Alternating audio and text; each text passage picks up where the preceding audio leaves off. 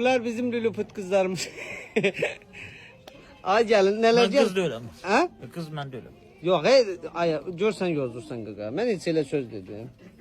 Mən qız deyiləm. Neçədir bunlar? Bax bunlar yarı geyir. İndi danış görə sən niyə qınıyırdılar? Bu yaxlam nə danışırdın ondan? Səhər-səhər deyir İlyasla deyir TikTokda danışırlar Royal'la ikisi də. Gəlib belə baxırlar 11 manatdır. Bax bu indi 18 manat. Hə. Onlar bilmirlər ki, etiketi yazmaq. Biz də onu yaza bilmirik. Etiketə bir fikir vermək, yarı qiymət.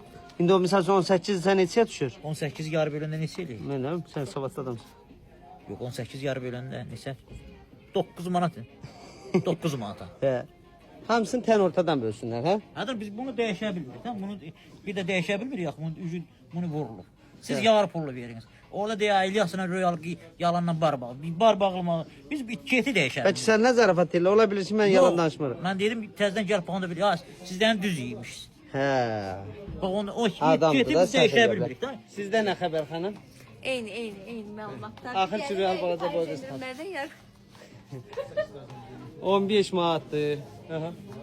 Yox, 15 manat deyil. Bunlar hamısı 30-35-ə, 40-a, 50-yə olan köynəklərdir. Yarı qiymətdə gəlib bizə nəqd eləyə bilərsiniz. Həm də o tərəfdə də uzun qol çatanlar var. O yazılanlara fikir vermə. Yarı qiymətini ver al. Hə. Mənim qıçım uzanır.